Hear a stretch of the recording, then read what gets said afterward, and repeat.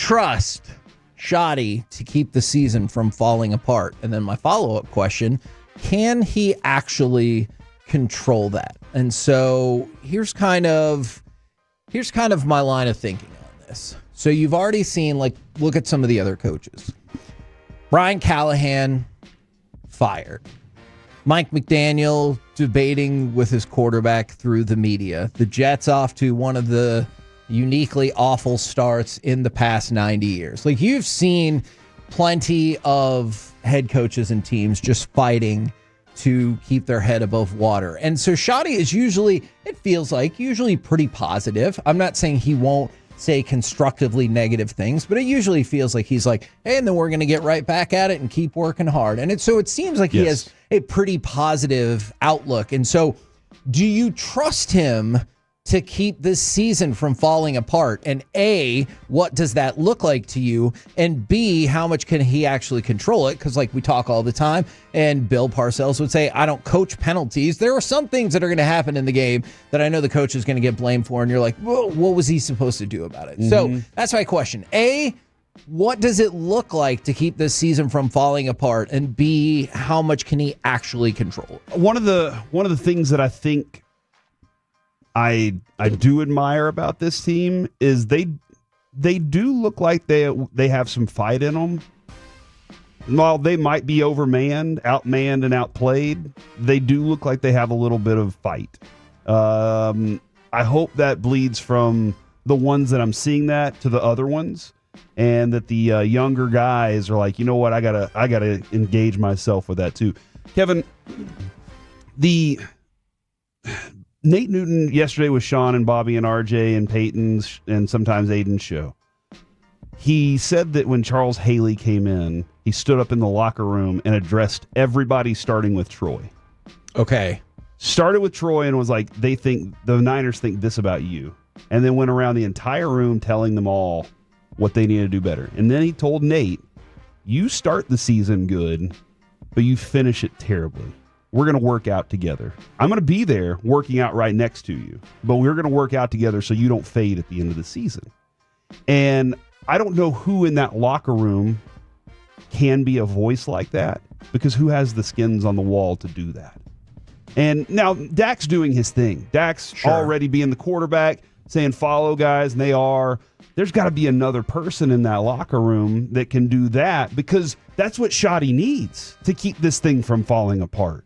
You know as well as I do, you have to have people in the locker room that are policing the locker room themselves, holding people accountable. Agreed. And I think one of the things that Schotty has done is he has built the relationships with the guys that he thinks should do that.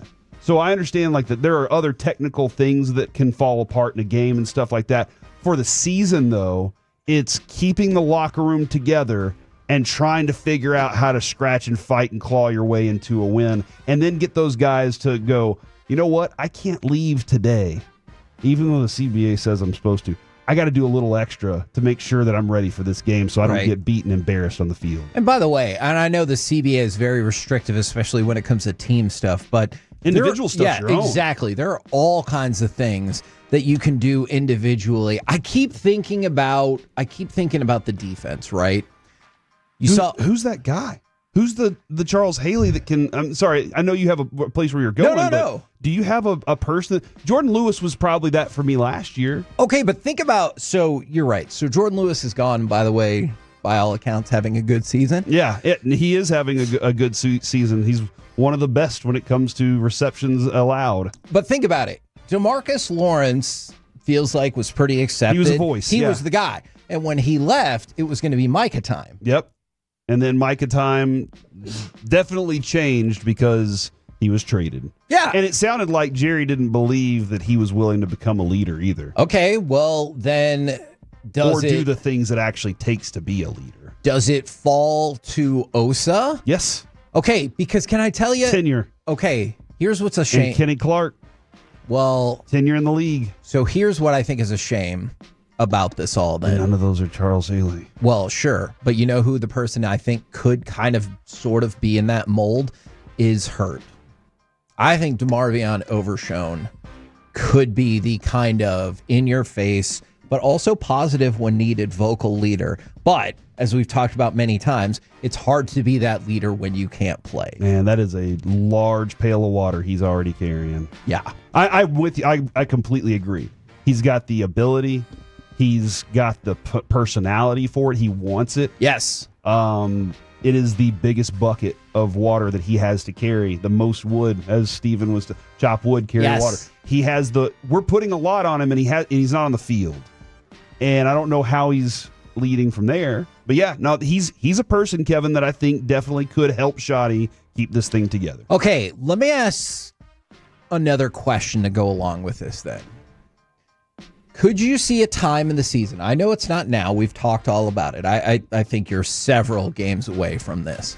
Could there be a time where Schottenheimer says, hey, Eberflus ain't the guy, and he has to have a discussion with the Jones family? I'm not going to say a power play, but a discussion, because what I keep thinking about is Mike Nolan as the DC in 2020. You were 23rd in yards. You were 28th in points. In those first 6 games, you gave up 218 points. So as bad as you think this defense is, the defense with Mike Nolan was even worse. But they stubbornly stayed with Mike Nolan. Why?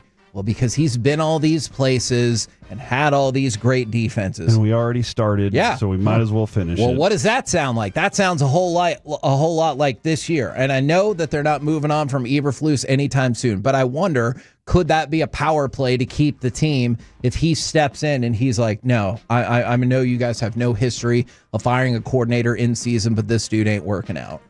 So remember Jared's argument to us about the way Bannister did things, and I've kind of come to agree with him on a lot of that. And it was, I'm not going to move on from a guy because I'm planting a seed not only for that player but for other people. And I wonder if when you're a leader, you choose a direction and you go in that direction. You do make once new information's come, but you have to exhaust everything before you change directions. Have they done the across the hall meetings yet? It's not bye week yet. That seems to be the time whenever the Cowboys, at least McCarthy, would do that. And I wonder if Schottenheimer's kind of in the same mold. All right, let's take a second to reset, revisit everything we've done, and what can we do to fix it? Because we got caught up in the middle of it. I think that Schottenheimer, if he wanted to, could, but I think he wants to exhaust every option first. Which makes sense. And those might be important. Because right now, with this beginning of the season, Schottenheimer's main goal has been, I got to focus on keeping this group, building this culture still, and I got to focus on my offensive game plan. He's the defensive coordinator. I can't bother with him right now. I need to let him do his job. Now, you have to do your job better. Right. But I wonder if at bye week they sit down and go, what are the problems that you're seeing, Eberflus, and how can we correct them? So I think that's where I would probably be. But did Jerry hire Eberflus? I think it was a cooperative. It's always a cooperative, effort. so nobody gets blamed, right? Yeah.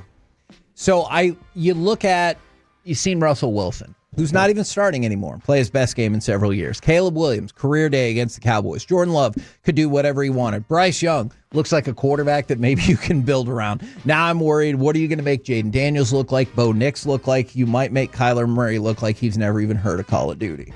And so that's what I'm afraid that you're going to see over these next 3 weeks going into the bye. And I understand maybe it is unfair that 6 weeks and there's a lot of season to go and everything like that. But is there?